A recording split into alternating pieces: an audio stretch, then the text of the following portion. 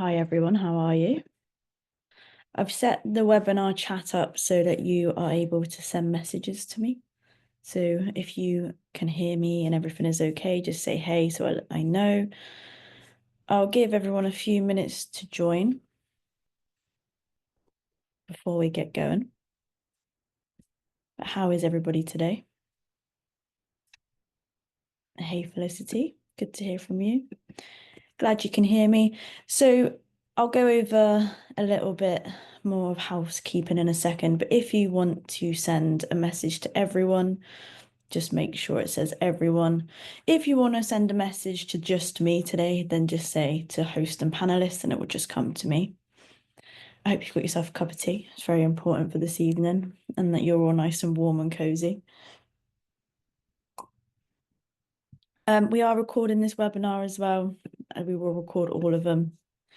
It's just part of our safeguarding so we know what happens and also so that we can share them with you.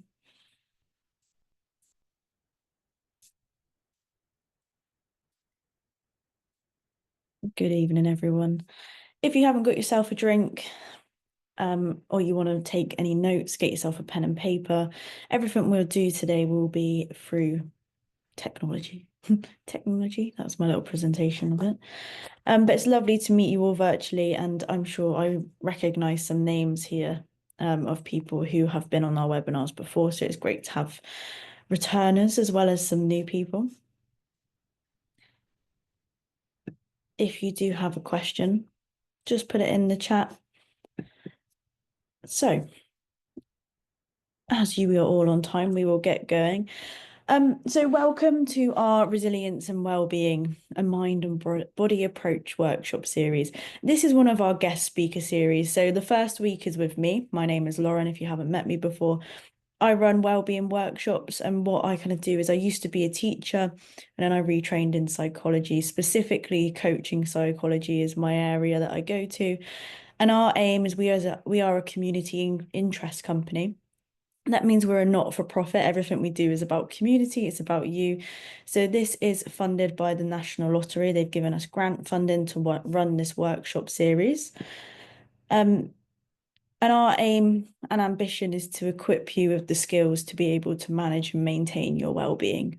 So from this webinar series, we're hoping that you're going to try some new skills and learn some new knowledge that you can then use within your life to help you to manage and maintain your well-being. Any questions at any point, or if you need anything said a bit clearer, please just let me know in the chat as well. Always happy to go through any points, and no questions are ever silly. So what to expect then if this is your first workshop? We're going to learn about different topics related to building resilience and developing healthy habits. We're going to complete some practical activities that you can embed into your everyday life. So with me, it's more of the theory side of what we're doing today. And then in the next 4 sessions after me, you will then take part in some practical skills. And I'll talk through that in a second, what you're going to go through. I always say the more you interact and take part, the more you're going to get out of it. So just give as much as you've got to give. If you've only got 20% today, give us as much of that as you can as well. Like I said before, if you're just arriving in now, we've got the chat box to communicate. Finding words hard, look, it's too late. Use the chat box to communicate. If you send your message to everyone, then everyone on the webinar can see it. If you send it to host and panelists, then it just comes to me. Nobody else can see you. I can't see you either. So don't worry about your camera. So it's a webinar format. The only person that you can see is me. And the only form of communication that we have is through the chat box. All I would always say is just be mindful of what you're putting into the chat box. Be aware of maybe it could be triggering for other people. So just be considerate of the other people in the webinar as well, and yourself as well. If you're ever struggling, please just send me a private message. We do record the workshop series for 2 reasons. One is for safeguarding, just so that we've got a documentation of what's happened. And 2 is so that we can share them with you, and I will email out how you can access them at the end of the workshop series. So you'll get access to the recordings. We don't send them out until we've done all of them. So they don't get sent out weekly. They kind of get sent out in a bulk at the end. So activities, and what are you going to be covering over is it over 4 weeks, but we've got five workshops. So this week here, week one with me, is routine resilience, and we're going to cover what that is and what it looks like and why it's so important. Because we hear the term resilience all the time, but what does it actually look like for us, and how can we celebrate the little things that we do every single day that demonstrate resilience that we often forget? Week two is mindfulness. That is run by David Rees, and he is an amazing practitioner. Some of you might have done that with him before. Week three is our EFT tapping. That is with Sandy. Again, if you've come to one of our workshop series before, you may have done an EFT online tapping with her before. If you've never heard of EFT tapping, it means it's the emotional freedom technique, and she'll explain it to you more on the day, but you tap different meridian points, which has been shown to help manage stress and just gives you another tool to develop your resilience as well. And in week four, we actually have a Tuesday and a Thursday session. So we have, I think it's the wrong way around. Breath work is on the Tuesday, I believe, and then seated yoga is on the Thursday. And these are two new workshops. So I haven't been to them or done them. They're completely new. And the great thing is they're all free for you to try and just to add things to your toolkit of what we can do to manage and maintain our own well-being. Before I get going on resilience, is there any questions or anything anybody wants to say? I hope you, like I said, get yourself a cup of tea. I will be drinking my cup of tea throughout. But if you do have any questions at any point, do let me know as well. And if you ever can't hear me or I get stuck or anything happens, please do let me know. No, you don't have to sign up to each workshop individually. The link is exactly the same that you've got today. And then I schedule an email that gets sent out at 6:15, so 45 minutes before the workshop, every day. So if we've got a workshop on Tuesdays, it should get sent to you 45 minutes before it starts. But the link is the same. So if you ever have any issues, sometimes the Eventbrite email goes down. So the link for the whole workshop series is the same. So just keep an eye out for that as well. No worries at all. But yeah, you don't need to sign up for everyone. I know that Eventbrite can be difficult with the ticketing as well. So building resilience, and I talk about the term resilience a lot, and we hear the term resilience a lot when we're talking about resilient communities, really resilient people. And it's kind of one of those words that like we hear it all the time and we kind of know what it is, but we don't know what it is at the same time. And how do we have resilience when the world keeps throwing stuff at us is the question I always get asked. And I think the thing with building resilience, and we're going to touch a lot more on this today, is it's not about the really big things. It's often about the little things that we do. And we'll go through this in more detail. So my first question is, what does resilience mean to you? So if it's a hot topic and we talk about this word resilience all the time, what are kind of the first things that come into your head when you hear the term resilience? Yeah, the ability to cope with challenges, ups and downs, keep going through life changes. Yeah, we're going to touch on the term bouncing back because it can be controversial. So I'm glad that some of you have put that in there. Having different coping strategies. Yeah, knowing what it is and within your means to change. And it's a combination of all those things and the kind of way that we describe it. And you keep going if you're putting it in there as well. I'll go back if you haven't already seen it. Yeah, so overcoming obstacles, the ability to rebuild yourself after traumatic events, adapt to stress. Yeah, so all of these things, the ability to keep going in spite of obstacles and stresses. And unfortunately, life continues to throw them at us in some way. Once we think we've done one, then there'd be something else. And we can't change the external, we can only change the internal. So we're taking control of what we have control of. Yep, self-awareness, definitely. So the way we look at resilience is by utilizing the resources, and it sounds quite like utilizing the resources. So it could be psychological, spiritual, material, social to cope adaptively with tough times, however long they last. So how can we use what we have around us and make use of the things that we have within ourselves, within our friendship group, within our family, within just maybe if we have a house or a car, like the materialistic things that we have as well. But how can we use them to cope adaptively and to adapt to tough times, however long they last? So that's our ability to draw on the things that we have internally, the people around us, the resources that we have in order to cope adaptively with tough times. And that includes all of the things that you've said here. So I noticed the word adapt a lot, knowing what it is within your means to change. That would sit in here as well, because your resources is what you've got to bring psychologically as well, your ability to cope, all of those things, the ability to keep going with however long they last, that's our ability to keep going. Yes, it's the ups and downs. Unfortunately, we can't control the ups and downs that we have. All we can try and do is, I like to call it my wave of contentment, if you've ever been in a workshop with me before, is I kind of say we have a wave, and what we want to learn how to do is to kind of keep ourselves with sustainable highs, so coming up, and when we go down into a low, how do we reduce the impact of that low on us psychologically, on our well-being? That's what we're looking to do. And sometimes when we go through these events as well, we might find that we go through quite a big traumatic event, and we feel like we come out after a sustainable period of time where we feel like we come out stronger, wiser, and more capable. And we go, actually, that was really rubbish, because it's always important to validate ourselves. But I actually did learn X, Y, and Z. And do you know what? I'm really proud of myself because I was able to kind of use the things I had with inside me. I lent on other people, I reached out. And that growth after something traumatic is sometimes called post-traumatic growth. Not everybody goes through it, you don't need it.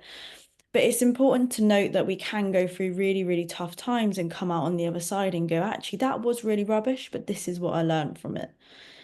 Of course, it's not that straightforward. That period where we're going through it is really difficult as well. So, what are the benefits of focusing on developing our resilience? Because this entire workshop series is about resilience. So, why have I done this? Coming from a psychological point of view, is shown to improve relationships with ourselves and with others.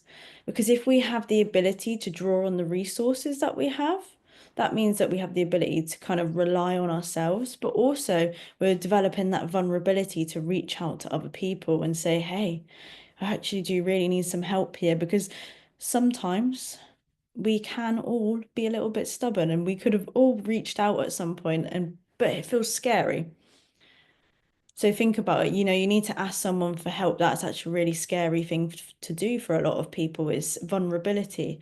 But actually, vulnerability is the key to develop and improve our connections as well. It develops our ability to have thinking space and reflect. So if we can develop our resilience, that means we're developing our ability to kind of think about what we have to give, what we don't have capacity for as well. Because we talk about resilience as this is what I have to give, like this is my capacity. But also sometimes we have to think about ourselves of actually, I'm going to need to set a boundary here and say, I don't think I've got the capacity to do that for myself or for someone else. It reclaims our self-belief, because actually we all do things every single day that demonstrate resilience. And it's very strengths-based. It's saying, hey, actually, I do these things and they do demonstrate resilience, and I am a resilient person. We learn and grow as we go through. We develop and add to our toolkit as well. So I'm going to give you lots of tools through this workshop series. And it improves our ability to see wider perspectives and put ourselves into other people's shoes.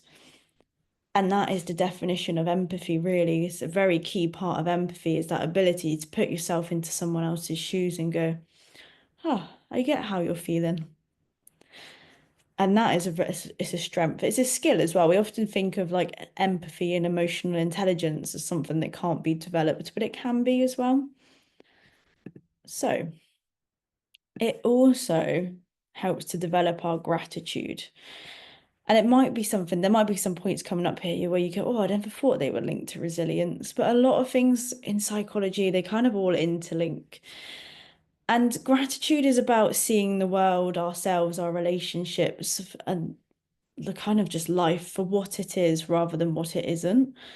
And that also helps to rewire our brain. If we're talking about neuroplasticity, and if you haven't heard of that word before, all it means is that our brain has the ability to change from womb to tomb. So it doesn't matter what age you are, you have the ability to change the way that you see the world for the better or for the worse. That's kind of your choice on what you do and the activities that you choose to do.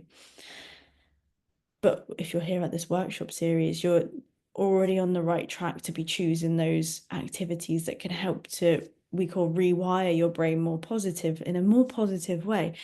And it's just about reminding yourself that, everything we do changes our brain. So there's some really famous studies, like I'm going off topic here, I'll do this quite a lot, around the taxi drivers. I know I've spoken about this one before, but for all of the new people here today, there was a study on London taxi drivers looking at their brains. So what they found is people who were working, their area of the brain that is linked to memory was bigger than the average person's. And this study was completed kind of before sat navs and before we could just put an address in our phone. So if you think about the London taxi drivers at this point, they had to be able to remember street names, one-way streets, all the directions around London. So their area of their brain was bigger for memory, bigger than the average person's. However, when they retired about 6 months later, yeah, for the knowledge that they had, but when they retired, the memory part of their brain had decreased back to the average person's because they wasn't using it. And that's the thing is if you don't use your like these areas of your brain, you kind of lose it, like they say with your actual muscles in your body. And the thing with our brain is it sends the neurons and the like to the areas of the brain that we're using. So if we're focusing on seeing the world for what it is rather than what it isn't, focusing on seeing ourselves for what we have to give rather than what we don't, then we start to rewire our brain to see the world more positively. And that goes back to our definition of resilience of we start to see ourselves for what we have to give. So what resources that we have, then we go, okay, this is a really tough time, but actually I can see, because it's always like I'll always say it's important to validate. I don't want to take away from validation because I think a lot of us forget to validate actually this is really rubbish. This is really, really rubbish. Here are some of the here's what I'm going to do. It's making that action plan. So we start to see ourselves for what we are rather than what we're not. And that's one of the strengths here. And I know that a lot of people put bouncing back. But I just wanted to say it's not just about bouncing back. I think it's really important that we go and talk about that point. And I'm not saying that you're wrong. I just think it's important that we focus on something that I've spoken a lot about already. But what do you think the problem is with it's saying it's just bouncing back?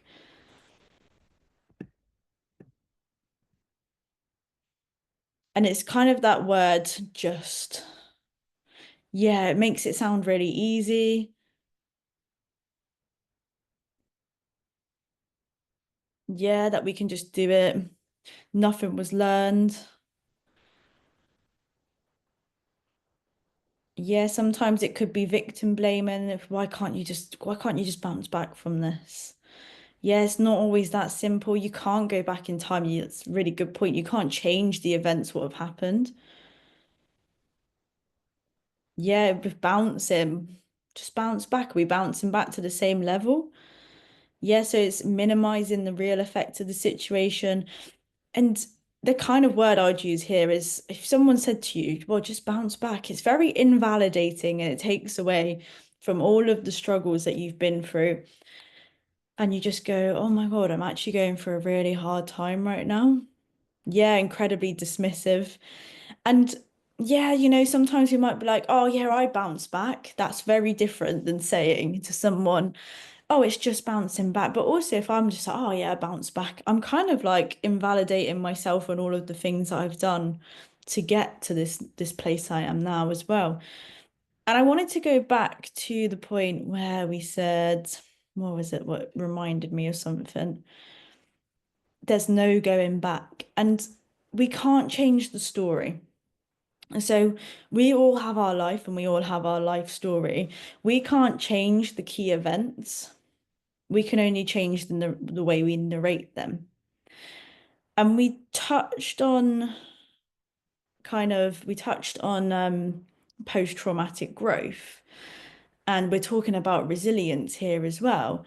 And I think it's really important that we just note that how we tell our stories is also really important to the way that we look at the world.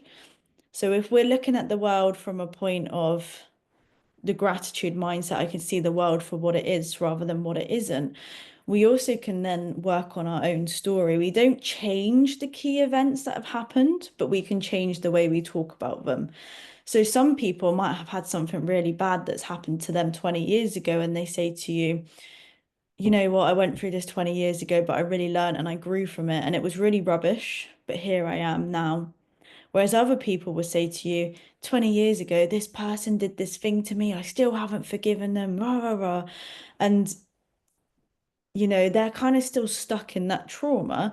And what we want to try and focus on is saying, actually, how we felt in that time is really valid. But what we want to work on doing with our resilience as well is making our story our own and saying, actually, these really rubbish things did happen. Here is what I learned from it. Here's what I did from that. Because resilience happens every single day as well. So I wanted to talk as well just about proactive versus reactive resilience. And all it kind of means is the proactive side over here. It's a more forward-thinking approach to resilience. So how can we equip ourselves with the skills before a situation happens? How can we give ourselves those resources before it happens? And it involves anticipating potential challenges and taking steps to prepare for them before they happened. It's about building your capacity to withstand stress and adversity, so you're less likely to be knocked off course in the first place. So how can we equip you with the skills? So if we're talking about our wave again, how can we equip you with the skills that if something bad does happen, down here, it reduces the intensity and reduces the longevity of how long it affects you for. It's still going to be rubbish. We can't stop those things from happening, but how can we give you the skills so you think, actually, I have the resources to cope with this? And we can develop those skills before those things happen. And that's what you're going to be doing in this workshop series. So I'm saying, and all of the research and everything is evidence-based as well, is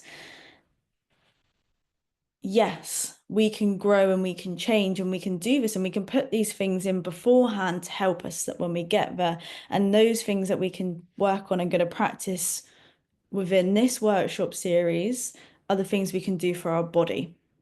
So EFT tapping, mindfulness, what else? Breath work, seated yoga.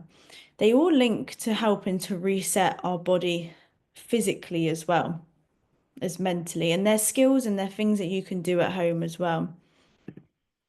So reactive on the other side, it's the traditional view of resilience. It's where you go, okay, it's about just recovering from adversity and returning to your previous state. So lots of people would put that into the bouncing back. This bad thing's happened, I bounce up, but then I'm going to come back down to my norm. It's like a spring that gets compressed and then you return to your original state.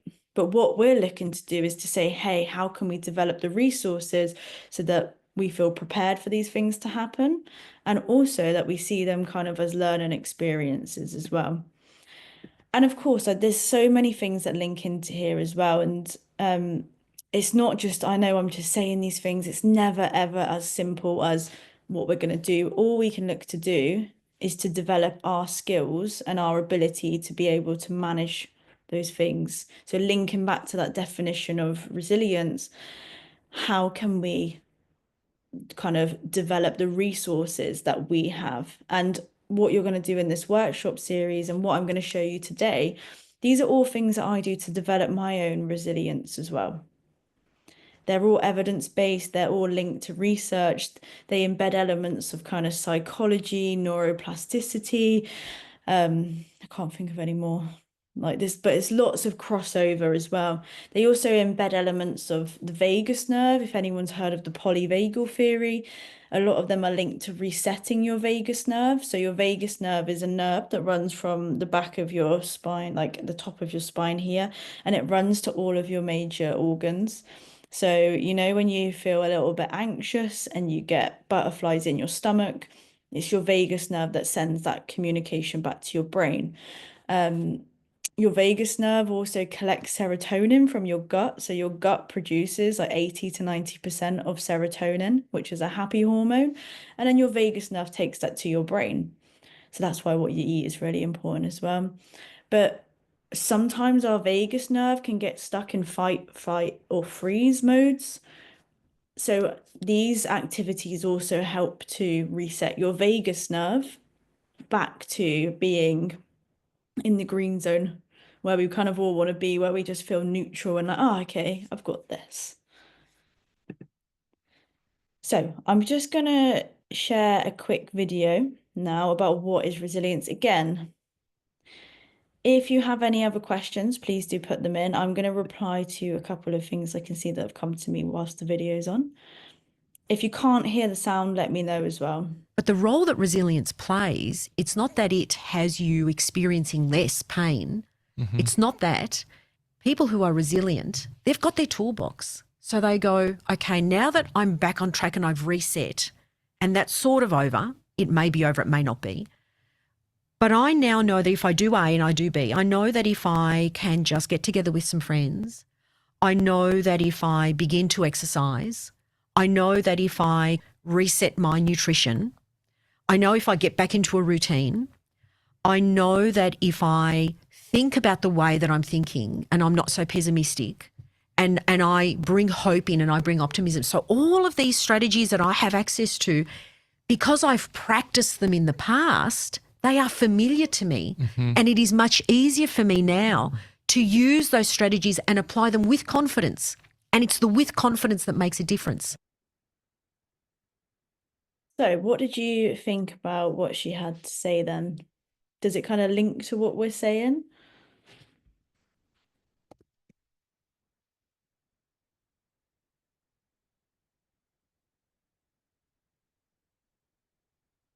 Yep, so you're happy with kind of what she was saying there. Yeah, so the toolkit analogy is a really good one to kind of go for. What we're looking to do is develop your toolkit. And we can have an imaginary toolkit. Some people also have like physical toolkits as well. So they have like little boxes. And if they're having a tough time, they'll go and get their little box, which has like, it depends what you're into. Like mine would be like drawing, watercolor painting, reading. But people have something in those boxes, or they might have like a bit of chocolate, or a hot water bottle. So that's a really good, so you can have like your imaginary toolkit of what you've got in your brain. Okay, I'm feeling really rubbish. Why don't I try some yoga? Or you can have a physical toolkit as well. Some people have like different smelly things in their like sensory boxes as well. Yep, so I said we've got toolkit, the importance of hope. Yeah, 100%. One of the most important things in the world. And if we look at developing looking at the world and ourselves for what it is rather than what it isn't, we naturally start to develop hope as well. Hope is one of the most important things. I talk about it a lot. Um, because if, we can hope, that gives us a little bit of optimism, and it links to something called the growth mindset as well. If you haven't heard of the growth mindset, it's the most simplest way to kind of define it, and one of the most powerful things that you could do coming from here is the growth mindset is, and you have one side, you have the growth mindset, one side you have the fixed mindset. If someone is in a growth mindset and they fail, they will just go, I haven't got there yet. And that's the key thing. Oh, I've failed. That's okay. It's just an action. I'm just not there yet. If someone is in the other side and they're in a fixed mindset and they fail, that becomes part of their identity. They go, I am a failure, even if it's an action, like I failed a maths test, but now I am the failure. And what we can do from today, and something that we wasn't even going to touch on in this workshop series, is you can quickly, I want you to catch yourself the next time you're saying, I can't do that, because a lot of the time you just can't do it yet. And I want you to add in, and it's really annoying for other people. So it's just changing the words, because the words that you use rewire your brain as well. So if you catch yourself saying, I can't do it, I just want you to add in yet. I can't do it. And I just want you to be, even if you're like, have a little tantrum and you're like, I can't do it. And you're like, oh, I can't do it yet. Because the first time you do it, you're like, oh, that's really annoying and cheesy. The next time you're like, I can't do it yet. And then all of a sudden, I can't do it yet. And then all of a sudden, you start to realize it's building the resources. That's a growth mindset. That's a resource that we can add in to say, okay, I just can't do it yet. It doesn't mean I'm never going to be able to do it. Yeah, so often when we're going through things, we can let them slip 100%. And that's what we're going to look at in a minute as well, something called bullet journaling, something that I do as well. So if I'm going through a rough time, I will go back to my bullet journal and I'll show you what that is in a second. So is there a physical toolkit I'd like to learn about? So I don't have a physical toolkit to hand. It's all about developing your own, what works for you. Because everyone in here is individual. So what I would put in my toolkit, you might not put in yours. What kind of things would you be looking for from a toolkit as well? But the role Routine resilience then is sometimes we associate resilience with big things, those big events that have happened within our life. But we have daily routine resilience and frequent resilience that we do every single day.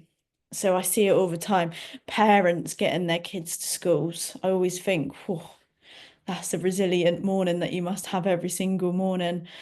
Getting ourselves to work on time. These are resilient things that we actually don't realize that we're doing. And what we want to do is celebrate those things, because sometimes having a shower can feel like the toughest thing that we've ever done. And what we want to do is develop our ability to kind of celebrate that and say, actually, this is what I've done and I'm really proud of myself. And telling yourself that you're really proud of yourself as well. How often we say, I'm proud of myself for that. And if you're saying it to someone else, go, I hope you're proud of yourself. That's a really good one to do as well. Instead of saying, I'm proud of you, we say, I hope you're really proud of yourself for that. And it is the practice of developing habits and a schedule to help you recover from challenges and go back to your normal. So, talking about what you said there, Karen, about when we're going through a rough time, we often forget to do the other bits that really do help us to manage our well-being. They're naturally just part of our toolkit. So, these are all things that are just kind of naturally that we do, but when we go through a tough time, we can often lose the things that we naturally do just because, of course, this one thing is taking our resources. So we don't have the resources to do that. So what little things do you do every day that demonstrate routine resilience? Is it walking your dog? And it doesn't have to be every day, you can all have a day off. Is it getting people to school, getting yourself to work? What are the little things that you do every day? Because I know that you'll all do things. Sometimes it can just be like journaling, yeah, going to the gym, 2 liters, cooking a meal. These are all things that demonstrate routine resilience and that help us to keep kind of our equilibrium. Yeah, meal planning, aquafit crafts, shower and skincare, making your bed every morning. That's really, it's so nice to go back to a made bed, isn't it? Oh, fancy face cream. Yeah, getting out of bed. Sometimes it is just, and these are the things that I want you to start celebrating for yourself when you do that. Because if it feels like you have to push through a wall of resistance to do that thing sometimes, or if it feels like I have to really think about this, I want you to really celebrate that with yourself and say, do you know what? I'm really proud of myself for doing that. Yeah, getting some sunlight and seeing nature. It can be what any little thing for you as well. And again, this is what we're trying to say is when we're developing these toolkits and when we're talking about well-being, what works for me, like the actual details, the fine details, whether that's like going into nature, it might not work for you. So what is the thing? So we can talk about the big topic, but what then make it and apply it for you? Yeah, having a hug with someone. I think that's such a big one. We always forget about kind of human connection as well. So really, we spoke about the word toolbox. Routine resilience is healthy habit formation because the more we just do these things, the more they become natural within our schedule. But sometimes when we're feeling low or we're going through things, the things that we usually find easy, like getting out of bed, brushing our teeth, having a shower, they become some of the most difficult things. And it's just about during those times, we've got to go back to basics. And what we want to do is develop your toolbox. So it could be a physical toolbox. I know that someone just put that they have some nice essential oils. Some people have crystals, some people have candles. You know, it could be having a bath. You have a bath bomb in there. It could be your cat, your dog, your pets. But what we want to do is we want to develop those toolboxes physically and mentally to improve the resources that you have so that when during hard times, no matter how long they last for, you have these resources to draw upon. Again, habit formation, it takes us. So think about brushing our teeth. We've done that every single, well, most people have done it morning and night since they was a child. So that's why we know to do that morning and night. It's a healthy habit that we've developed as well. And when we're trying to embed new habits, it can be difficult to begin with. So you've all started to tell me you've done question 1 here. So what behaviors do you engage in that might not be connected with resilience, but they actually are? But what happens if you stop doing them? So what happens, question 2? What happens if you stop doing those things? So what happens when you stop getting out of bed or you stop making your bed, you don't have your skin care, you stop doing your meditation and your meal planning and you're drinking water? What happens to you? Because we've all been there, we've all lost our routine. Yeah, so it could affect our self-esteem.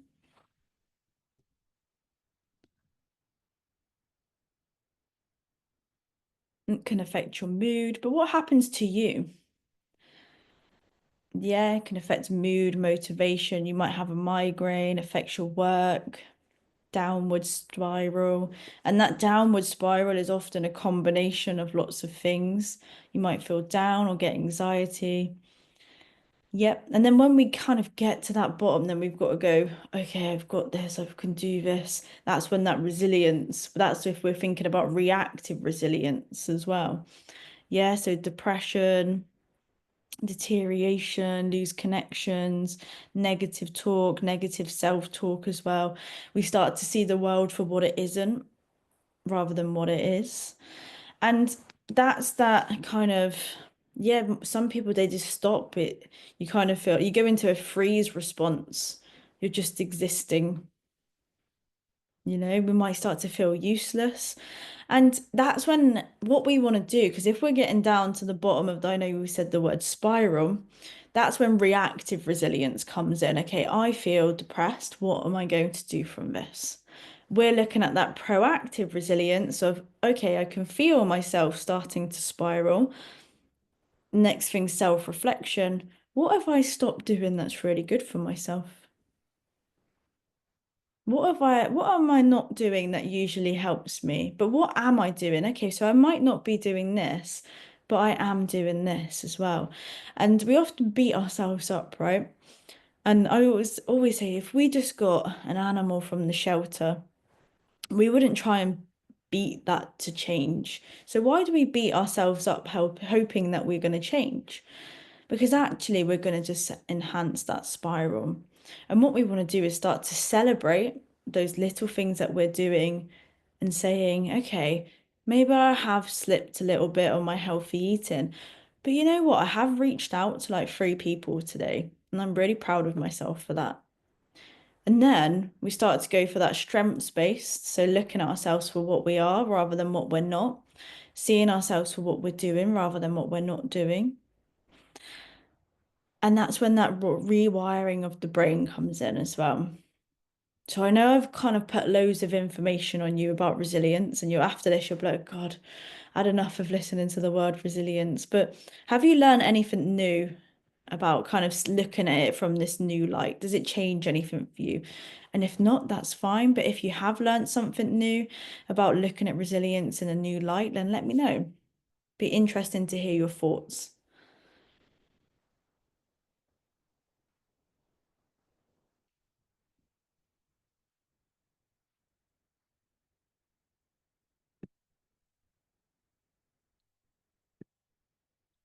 And in the next part, what we're going to have a look at in a second is some things that you can do at home to really kind of think about, okay, well, what can I do to celebrate resilience and the things that I do already? Just reading all your points. Yeah, it's really good to kind of reframe it. So when we're not thinking of resilience as bouncing back or we're changing our thoughts, we're kind of just reframing them. Yeah, so even the basic tasks are examples of resilience, and we all do them every single day. Yeah, so we can be proactive in preparing for things that are going to come up and the difficulties we might face because we can't change the world. Unfortunately, bad things are going to happen, but we can change how we are prepared for those things. Yeah, so it's interesting the role of gratitude as well. The gratitude mindset is one to go and have a look at if you're interested in that as well. Yeah, proactive, small wins, celebrate the little wins. It's that strengths-based approach. Actually, these are the things I've done, and I'm really proud of myself. Yeah, when you start thinking more positively, you can feel more positive. That's paired with your actions as well. It's kind of like all of these things are a cog, and you get to choose what direction they're turning in as well. Self practices become hard. Yeah. Yeah, they do become really hard when you start to spiral, but they do help to prevent the spiral as well. But I understand what you're saying. They're so difficult to do sometimes. Good. I'm glad it changed it, like it changed the way you're looking at yourself as well. Seeing yourself more positively. Downs can be parts of the ups. Yeah, 100%. I'm like you, whenever I do these workshop series, I say realistic expectations. Like I know all of this stuff, but I have to have the downs to also experience the ups as well. And it's kind of part of life's dynamic as well. You're never going to take the downs. It's just about how do we reduce the intensity and longevity of those downs. That's what we're looking at. Yeah, what you think affects who you become. 100%. You're being your own cheerleader. Yeah, so not to wait until you're at the bottom of your curve, but to deploy things from your toolkit. Yeah, use your resources in your toolkit. That's a really good point. I like that before you kind of hit the bottom. It feels as well, the way I describe it when I'm not like feeling 100%, I feel like I have to walk through kind of an invisible wall of air resistance to do the things that I normally find quite easy to do, whether that's just making a cup of tea or eating breakfast or eating food. I might find that actually today that is taking like 50% of my energy, where usually it only takes 1%. Yep. So journaling, the difference between proactive and reactive. And all it is about thinking about how can we apply these to our lives and developing that toolkit as you go through this workshop series as well. So I just want to share with you two, and you can might have some more, but these are two kind of ways of what you can do to develop and celebrate your routine resilience. So one of them is, I'm going to show you, this is my, I don't have the neatest handwriting, I'm sorry. But this is actually one of my bullet journals that I have. This one is taken from summer, which is why it says sea swim, because I don't go sea swimming in the winter because it's too cold for me. But here's a picture of my bullet journal. So what you can see is down the side, I've got things that I want to do. And you don't have to have as many things as this. And I don't plan on doing them every single day as well. Like, for example, gym. I might not go to the gym every day, but I'm going to have it on there because I like to track how often I do go to the gym. As you can see down here, 8 hours of sleep. This is when I was struggling to sleep. I was going through a tough time. And I thought, do you know what? I'm going to go back to my bullet journal and doing the things that I teach people to do. So you can see at the top we've got numbers like it's date 17th, 18th, 19th, 20th, 21st, 22nd, and so on. Keep going. And every time I do that, I give myself a little cross. Some people get really into this and make this like really look fancy and neat and nice. I am not a visual, like for me, I have ADHD, so fine details is not my thing. But some people kind of make these look beautiful. I've got things like regulate nervous system. So that could be like EFT tapping, which you'll understand when you come and try what I'm doing. So it could be that, it could be mindfulness, it could be breath work. I've got hug, love, share vulnerability, healthy food, listen to music, listen to a podcast, meditate, message others, reach out. I also have a gratitude journal as well, so I can put that in there. And this is something that I go back to when I start to feel, oh, I'm slipping down into that spiral. How can I reduce intensity and longevity of it? What can I do? And when I stop doing it again, like some people continuously do these, I kind of do it in little batches of, oh, I can feel myself coming down. Actually, I'm going to go back to this. It's really what works for you. And these bits on the side, you can change them. You can put kind of whatever you want and whatever works for you. So you might have like other things in there that actually do really work for you. If you are not someone who is necessarily a writer and you're more into technology, there's also the Finch app. I'm glad you like the idea. Give it a go as well. If you Google bullet journal and just go back to this one. So I'll show you, that's my example. This is a previous one. So this is one I just took off the internet. There's so many ideas for bullet journaling as well. All it is, so they just put a little dot when they've done it and they measure how much water they've had, how many vegetables and how much fruit. But you can do it however you want. Yeah, it's like being your own Tamagotchi, and that links me onto the Finch app, which is kind of, thank you for the little lead there, Ruby.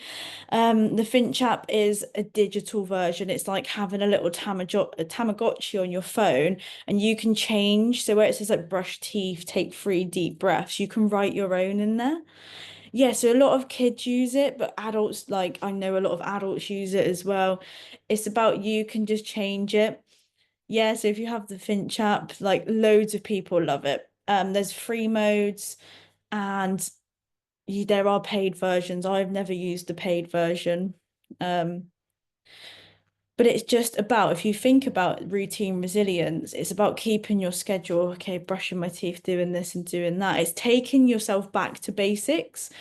I kind of see routine resilience as like the inner parent of yourself.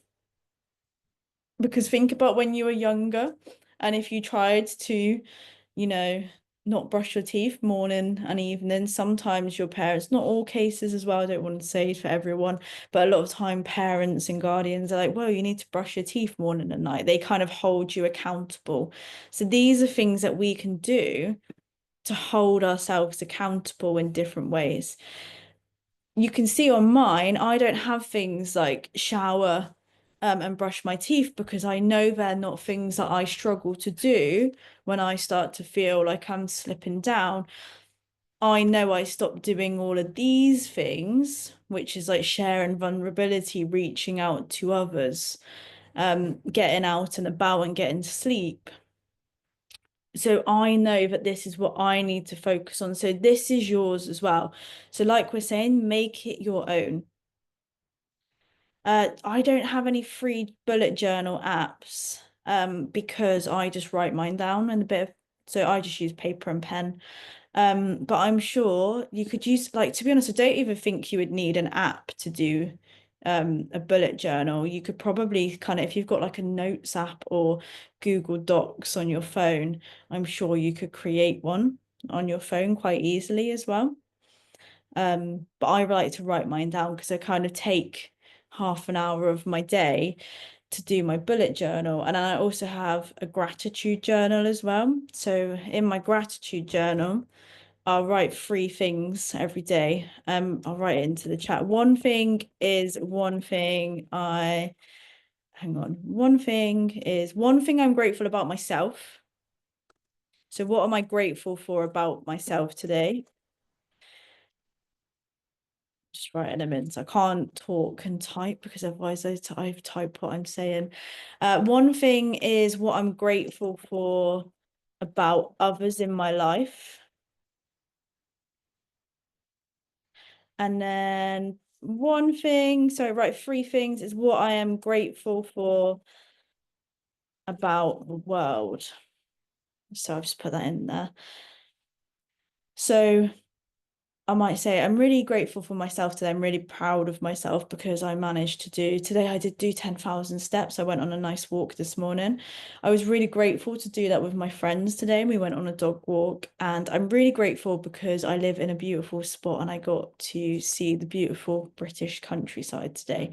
So that's just an example, but I would do my bullet journal and I would also do my gratitude journal as well.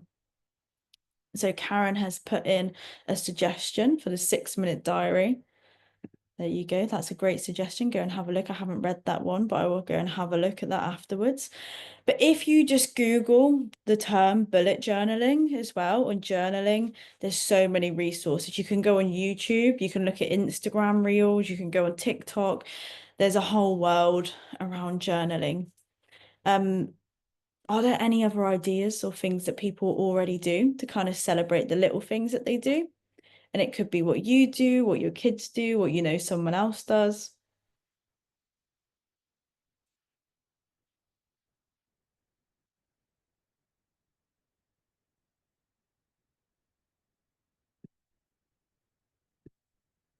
If you do something else or do have any other ideas, just put them in. I'm just going to keep going because I'm just aware of the time. So, how does routine resilience link with the activities you're about to try? How does it link to mindfulness, EFT tapping, seated yoga, and breath work? Well, really, it's adding to your toolkit. We're giving you some things to try that you might say, actually, that really did help me.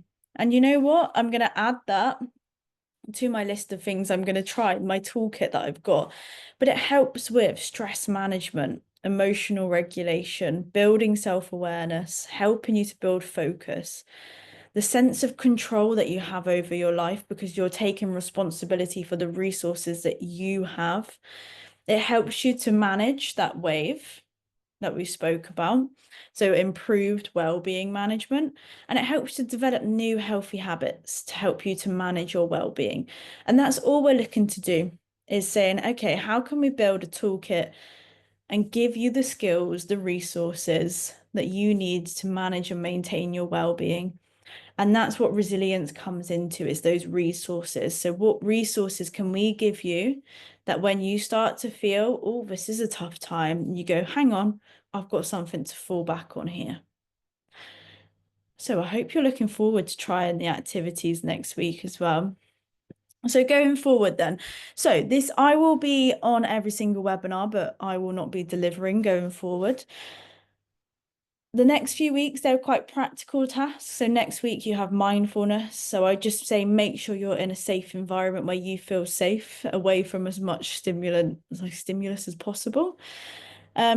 Please do have a read and follow all the health disclaimers in the Eventbrite description, because you're going to try some more practical tasks, and each practitioner will kind of give their own disclaimer before they start. And just try the new activities, have fun, and see if you develop any new tools that work for you. And think about, whilst you're kind of doing these activities going forward as well, think about how you can kind of add them to that toolkit, those resources, and how it links to resilience as well. So that's everything from me today. Are there any questions? So yes, all of the sessions are going to be recorded and they get shared at the end of the workshop series. I'm good. I'm glad you enjoyed it. Go and set up a bullet journal or download the Finch app. It's a good thing to do. And if you're really into it, you can kind of make it look all nice as well. It's lovely to kind of virtually meet you all. Thank you for coming. Well, I'm grateful for you attending as well, Jade. Thank you for coming. I hope you all have a lovely evening, and I'll see you all next week. Yeah, go for a scruffy bullet journal. I like a scruffy bullet journal. I'm glad we're on the same page there, Emma. Looking forward to seeing you all next week. The link will be emailed out to you 45 minutes before, but like I said, any issues, it's the same link from this week as well. Enjoy your week. Go and set up your scruffy or your clean and neat and tidy bullet journals, and it's lovely to have met you all. See you all later. Thanks, everyone.